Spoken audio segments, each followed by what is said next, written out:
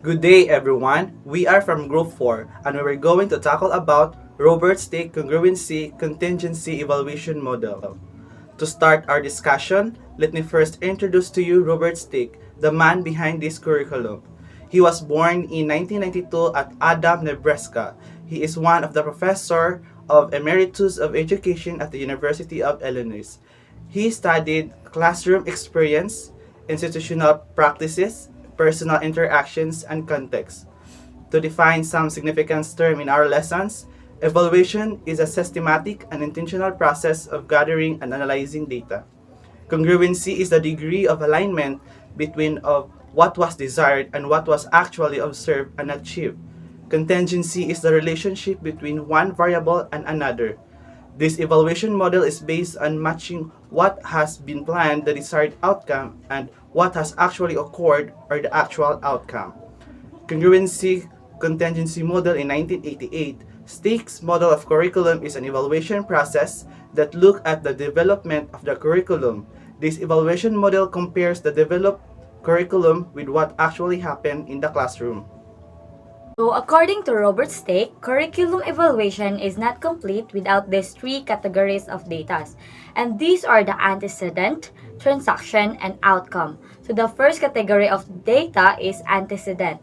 It is referred to the condition that exists prior to teaching and learning that may affect the outcomes.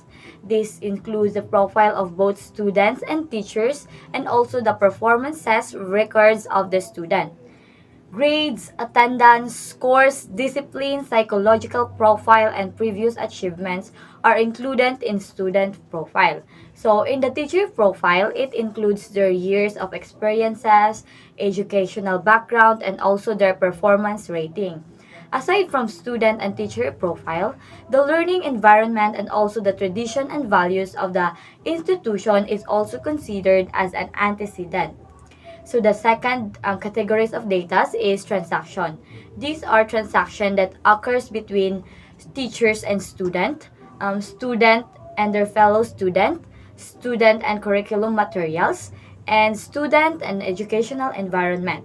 So when preparing their plans, educators should think about how this interaction affect both of the application and evaluation of the curriculum as well as the learning process.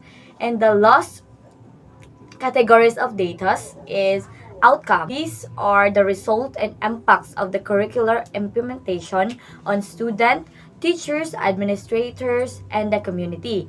We use outcome to gauge whether there is a congruence between the plans and the results.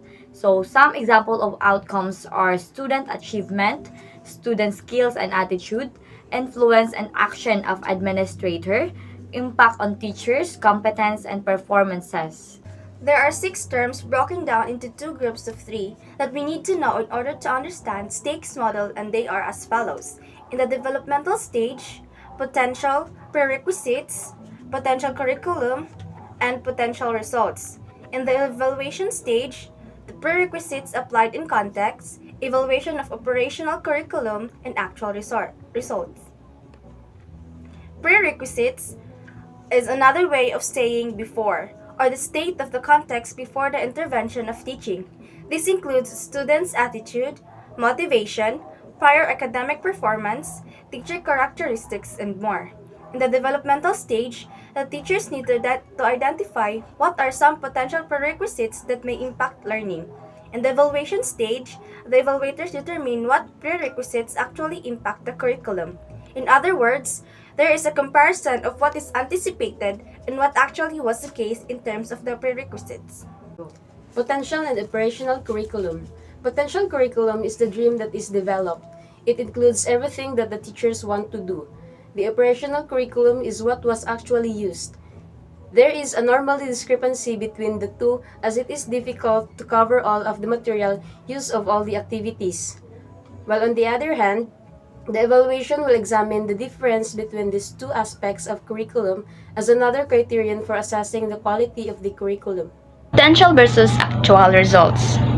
Potential results are what the teachers hope to see as the results of the use of the curriculum. Actual results are the real performance of the students. The difference between the potentials and desired results and actual result is another indicator of the quality of the curriculum in a stakes model. So in addition, there are anticipated and acquired outcomes, including the students' achievements, attitudes, and motor skills impact on a teacher's participation of their competencies and influence on administrators' actions. Long-term result must be considered. In conclusion, stakes model provides evaluators with an opportunity to compare the desired outcome with the actual outcome. The benefit of this is that the curriculum developers that set the criteria of evaluation.